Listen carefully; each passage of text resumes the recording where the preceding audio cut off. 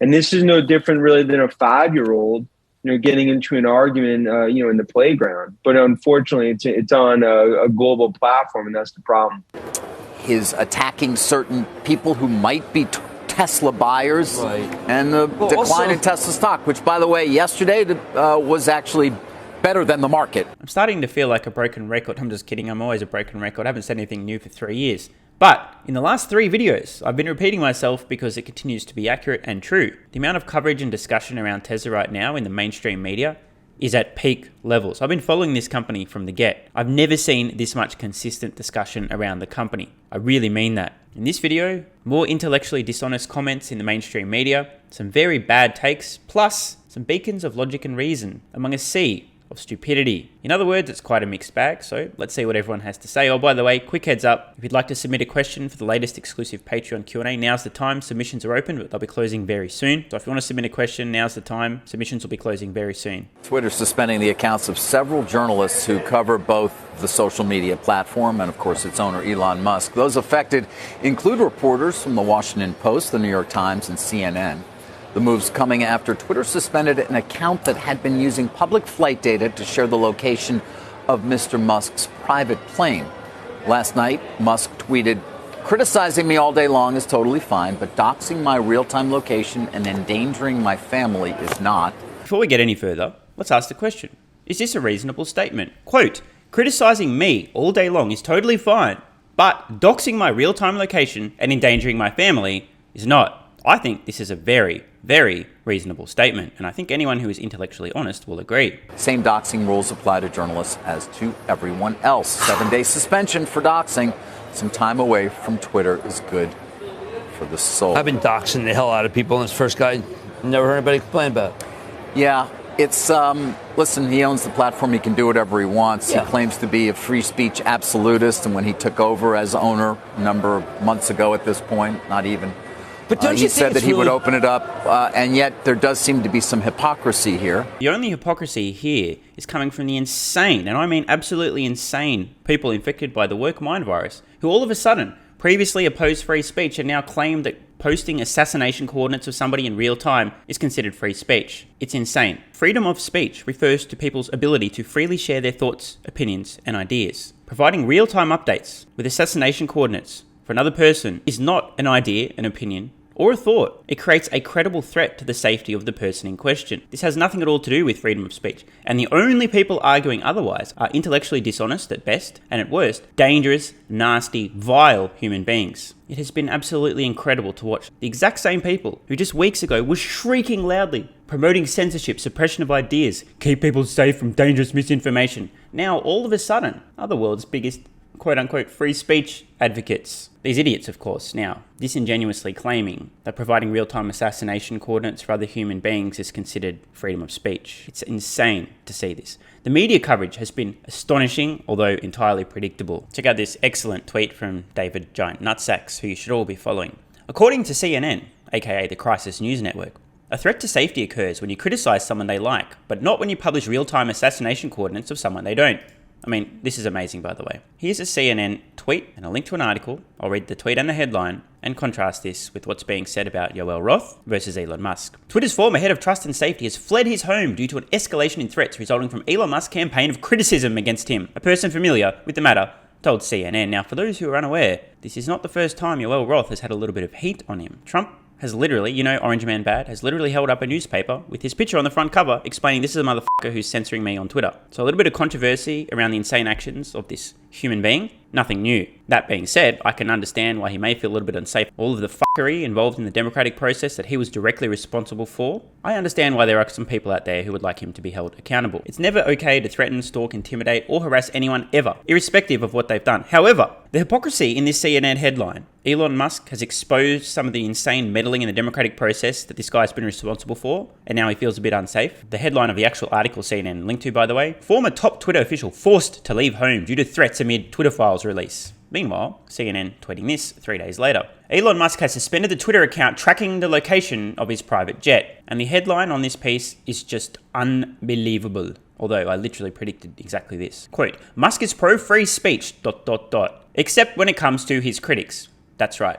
According to the Crisis News Network, whose brains seem to be about as capable as the average viewer of said network, providing real-time assassination coordinates for Elon Musk is actually just criticism of Elon Musk. I mean, you cannot make this shit up. This is intellectually dishonest. In fact, it's not. It's just malicious. By the way, guys, I really do recommend, I'm going to put a link in the description to this thread. Sachs has made a ton of very important points here. For one, the information being shared about Elon's jet is not publicly available. There's a ton of stuff here. I'm not going to go through in the entire video, but please, I really do recommend you guys and girls check out the whole thread. There's a link in the description. David Sachs is a voice of reason. One tweet, however, I do want to share.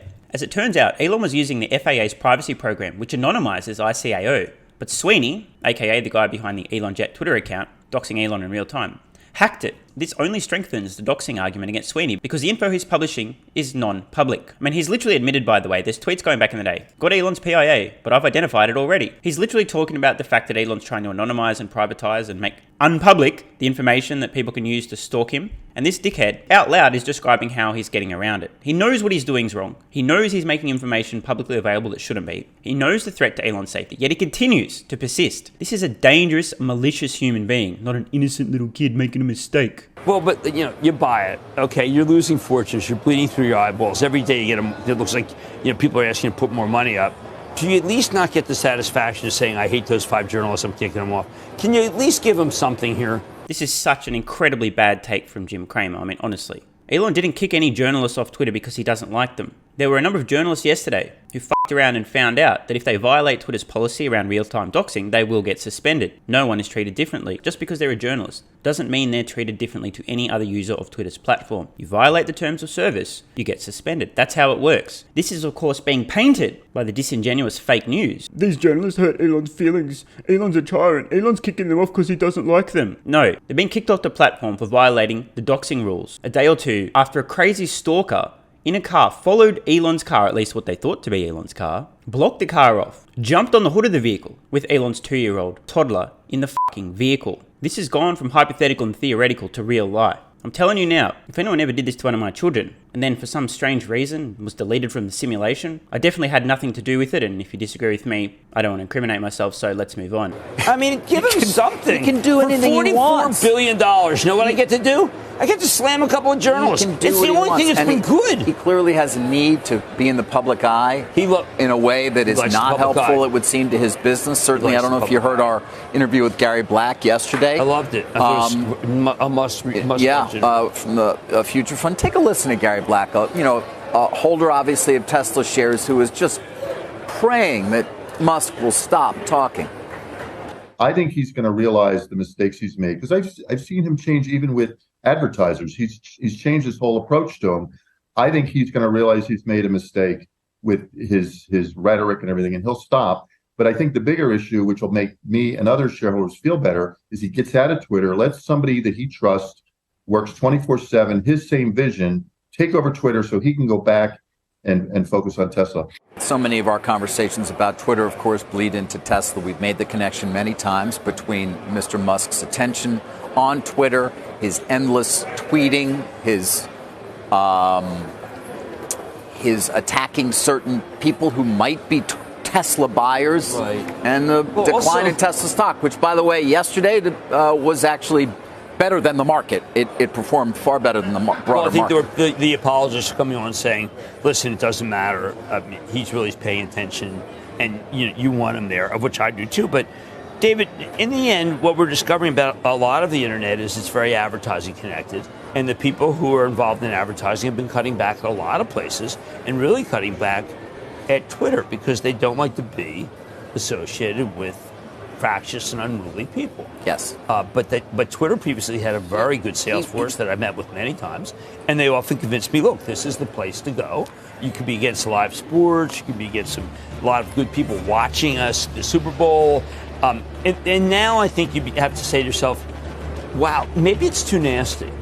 It's getting nastier. You think other journalists will follow his lead? I'm sorry, will in sympathy say, you know what, I'm done too? If you're going to be suspending other journalists? Yes, I think that. But in the end, they crave it too. It's a very useful tool.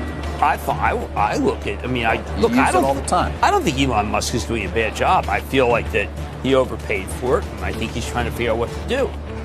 He just doesn't have the staff. He needs to go back to Tesla and have others Run it. Like Gary Black said he wants him to. Right, that's why I thought the interview was so great. Spoiler alert, Elon will absolutely replace himself as Twitter CEO as soon as possible, but not before. The end. There are still too many raging fires for Elon to be stepping down. Once they're extinguished, he'll hand over to somebody else. But until then, he's going to be all in on this motherfucker. If it hurts your butt, if you don't like it, too fucking bad. Tesla shares under a little bit of pressure today as Elon Musk's recent stock sale and his focus on Twitter weighing on the stock. Joining us now to discuss is Wedbush Securities Senior Analyst for Equities, Dan Ives. Dan, always great to see you here. Just got to ask you about these stock sales. Anything hinky going on here? Because my understanding is if you have a corporate executive who's laid out a plan for selling a stock and it's supposed to be arm's length, the timing should not be theoretically suspect as it is in this case. Maybe you can clue us in on some of the details here. Look, I mean, the biggest problem is, Musk is essentially using Tesla as his own ATM machine. And, obviously with the Twitter circus show that continues to, I'd say, get worse, not better, the red ink at Twitter means he's ultimately going to have to sell more stock. And it becomes just, a cascading spiderweb situation that's just cast a massive shadow on Tesla because of the antics we're seeing with Twitter and Musk, where, I mean, this is almost a Twilight Zone episode that never ends. What has been the impact of his losing his focus? Down 30% shares just since he took over Twitter, down 62% year to date, down 14% this week. What has been the impact of the Twitter distraction? I mean, look, Musk, it's been a magic carpet ride the last, I'd say 3.5, 4 years. I mean, they really at the top, not just of the EV race, but even from a brand perspective, from a Wall Street view, I think changed dramatically. Now he's essentially gone from a superhero to a villain in the eyes of many investors, because of what we see on Twitter and the impact that that's had on Tesla. Feels like attention continues to be focused on Twitter. And the biggest problem, selling Tesla shares to fund Twitter. And even, what we've seen over the last week, it's brand deterioration, a black eye for Musk, which is a black eye for Tesla. And that's part of the problem here. It was always our biggest fear once he bought Twitter. Well, Dan, is there anything that Elon can do to quell some of these, maybe get ahead of some of the controversy? Not that he's been historically known for doing exactly that, but it just seems to me like if you were to change his 12B1 plan, I believe that's what it's called, or just acted, I just maybe gave investors a heads up. That's another potential solution here. Anything Elon could do to kind of mitigate some of these claims against him? Yeah, I mean, look, you hit the nail on the head. I think first off, needs like a lot of CEOs a defined selling plan in terms of what he's going to sell, per quarter. And I think investors need to know that. So there's no surprise because right now it's a guessing game, and that actually becomes just fuel for the shorts because you continue to worry about it. And it's been the boy that cried wolf saying that he's done selling, but yet continues to sell. Two, you need a CEO of Twitter that's not Musk.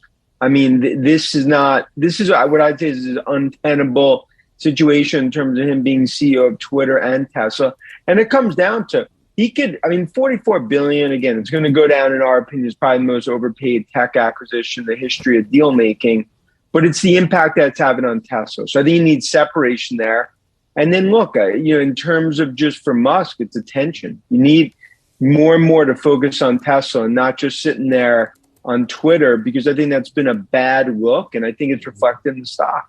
It's pretty hilarious that people don't seem to realize, although I'm not sure if they don't seem to realize or they're just so emotional right now, they're pretending that they don't realize. Elon is still paying sufficient attention to Tesla and SpaceX and everything else. There's just more of his attention currently on Twitter, not all of his attention. Elon's been tweeting a lot more. He's probably about twice as active on Twitter in the last month or so as he's ever been, at least from my recollection. Engaging with users, soliciting feedback, sharing updates. Really has his finger on the pulse. He's reading a ton of tweets. I've noticed, by the way, I've seen a lot of discussion where Elon is responding to tweets in which he has not been tagged. So how's he finding the tweets? He's either searching for discussion on certain topics or by keywords, really wanting to know what's going on. The fact that Elon isn't so visible when he's doing stuff other than tweeting or talking about Twitter is confusing a lot of small-minded investors. Tesla's collapsing. Oh, that's the end of Tesla. Oh, where's Elon? He's absent. Elon himself has debunked this as recently as a few hours ago on Twitter. Believe it or not, Elon isn't currently spending 24 hours a day on Twitter, spending a lot of time on Twitter, but he's still dealing with his other responsibilities. And again, I understand why Tesla investors are mad and butthurt because they have no time perspective, or they're being judged on the performance of the money they're managing for other people,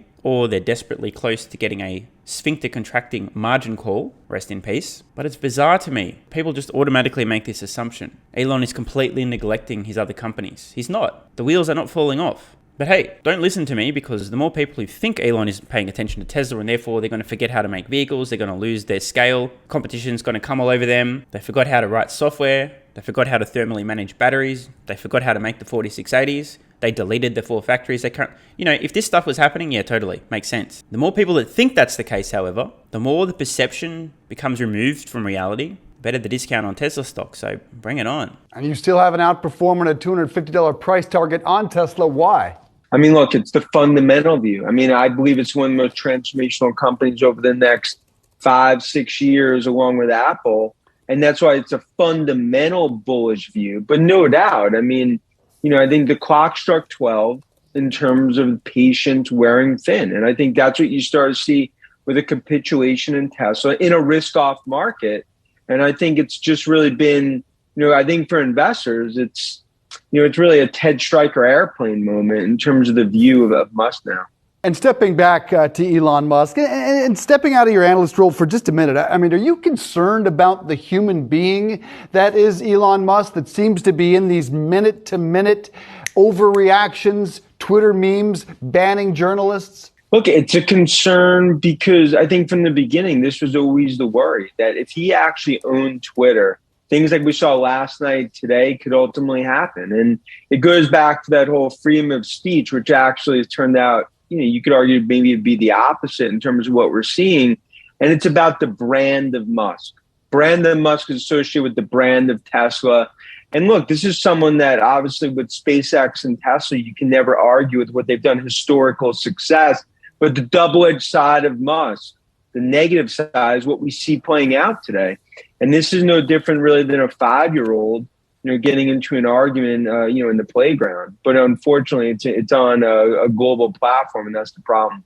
I'd actually like to start with Tesla, just because, I find it fascinating, this connection between Musk's behavior involving Twitter and the continued decline in the shares, except for yesterday. What's your take right now in terms of Tesla, whether he really is damaging some of the brand loyalty that the company has engendered over the years? Well, good morning, David. I certainly don't think that Musk is helping Tesla's cause in terms of his association with Twitter, the actions he's taken there, the proclamations that he's made. But I do think the bigger fundamental issue is that Tesla appears to have demand issues. It's been amazing in the last couple of weeks to hear the ridiculous claims that Tesla has a demand problem, demand's collapsing, they're slashing production in China, which Tesla's debunked repeatedly. As I've said in the past, there will be periods throughout Tesla's future in which there's a temporary incentive that consumers know about. Tesla will need to adjust pricing, incentivize people to take delivery sooner. And every time this happens, oh my God, look, there's no demand, see? The reality, of course, Tesla is strategically managing their production, their order flow, and more importantly, their backlogs. Tesla's goal is to reduce the wait times on their vehicles as much as possible, have a tiny, reasonable buffer, and nothing beyond that. Prior to now, they have not had the luxury because they had so little production that no matter how high the prices, the wait times was still absurd. We've seen 35% plus price increases on some of their vehicles in the last 18 months. They didn't want to do this, but they had to. As their production continues to ramp up with their already absurdly high profit margins, Tesla's going to have a huge number of levers they can pull systematically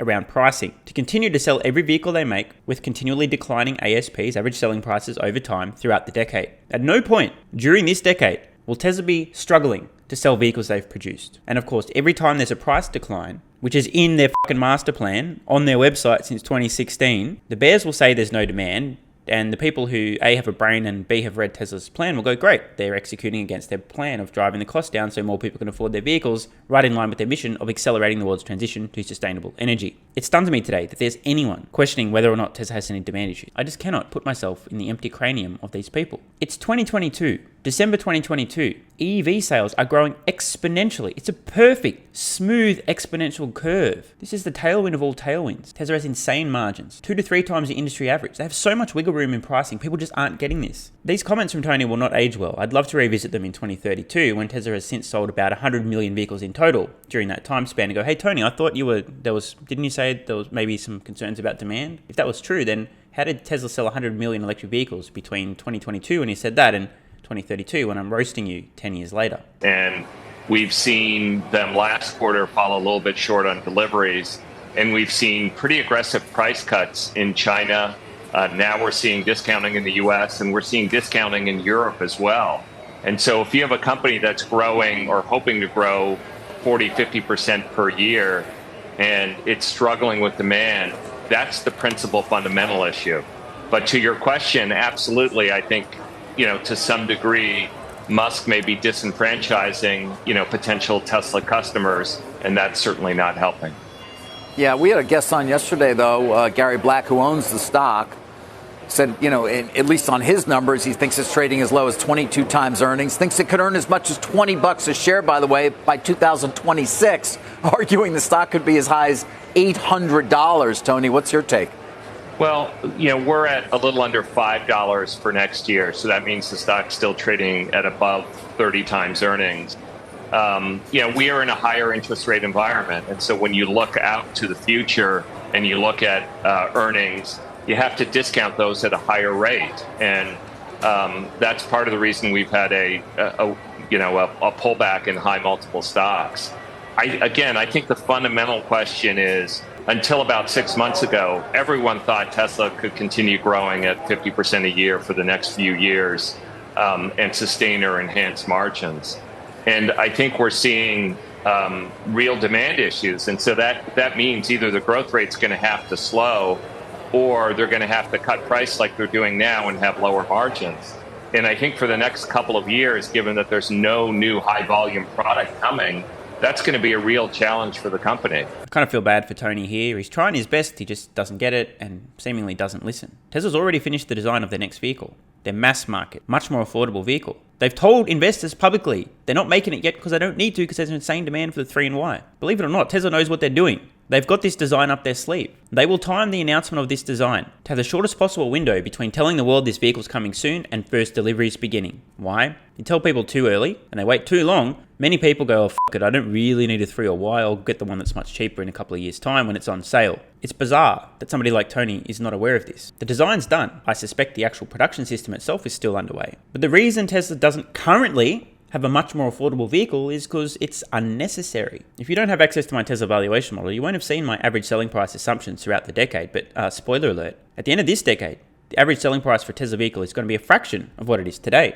I estimate that there'll be a subsequent generation Tesla vehicle after the more affordable one they've already got up their sleeve later this decade. That's how they get to 20 million plus vehicles sold in a single year. I just can't believe that there's analysts out there who aren't aware that Tesla is aware. They've got a cheaper Tesla already up their sleeve, and the cost to produce their vehicles will continue to precipitously decline over the decade. My best estimate, based on Wright's law and a few other factors as well, declining costs of batteries, a huge amount of future innovation in terms of manufacturing techniques on electric vehicles, the deletion of parts and processes, Tesla will be able to produce a comparable vehicle to today's Model 3 or Y at the end of this decade for about $15,000. They'll probably sell it for about $18,20. It's just so bizarre that people aren't getting this. Why would Tesla introduce a much more affordable vehicle when customers still have to wait months to take delivery of a vehicle they're selling for a significantly higher price? What does Tesla achieve by announcing, producing, and releasing a much more affordable vehicle when people are still lining up and chomping at the bit to buy their more expensive ones? It makes no sense. That's why they haven't done it. They're waiting until it does make sense, at which point they do it. So I think it's difficult to say beyond 24, 25 because there may be some new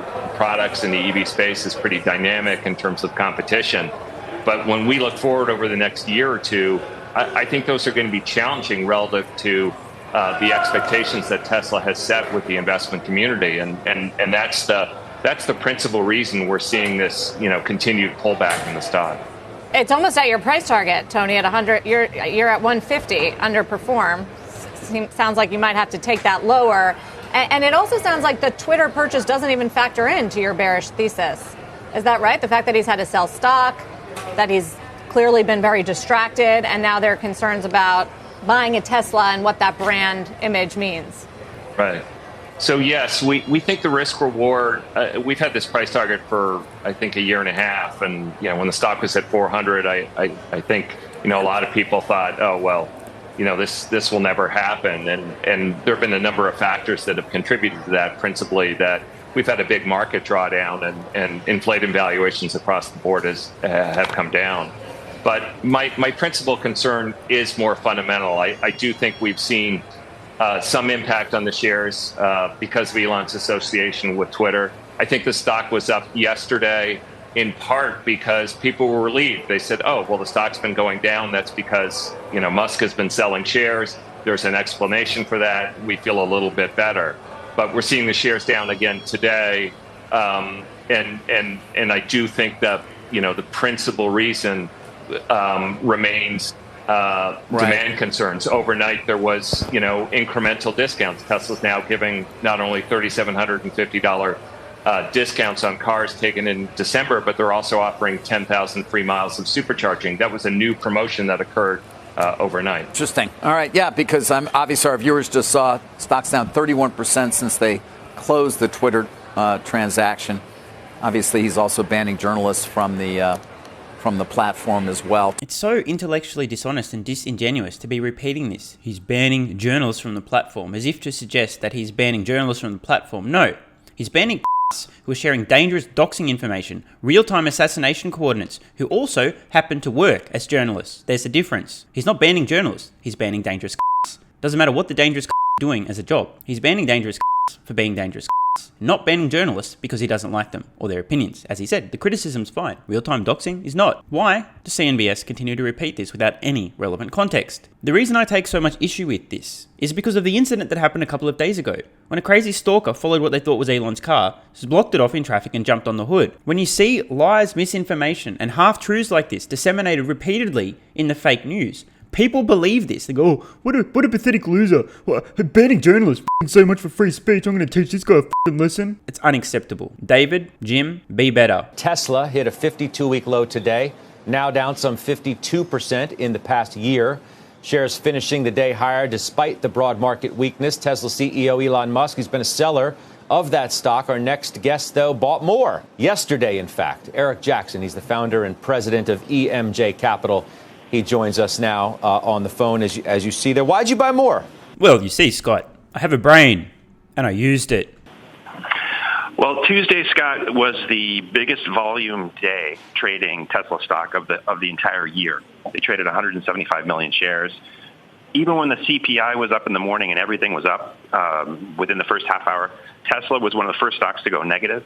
Didn't make sense. It's not been trading with the market for the last few days. I thought something was up. So there was some big seller out there. It ended up being Elon, and now the selling is done, at least for the short term. And typically those are good opportunities to buy. How do you know it's done for the short term, right? I mean, when you say the selling was Elon, you said that before. You could have said that before and before again. How do you know this is it?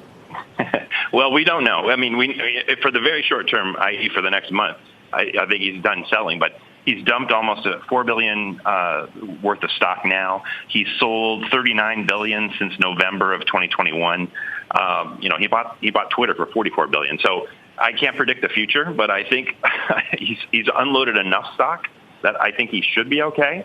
And for the short term, at least, I don't think there's going to be any more need for him to sell. And with the amount of selling that's gone on this year, I think it's a nice entry for Tesla.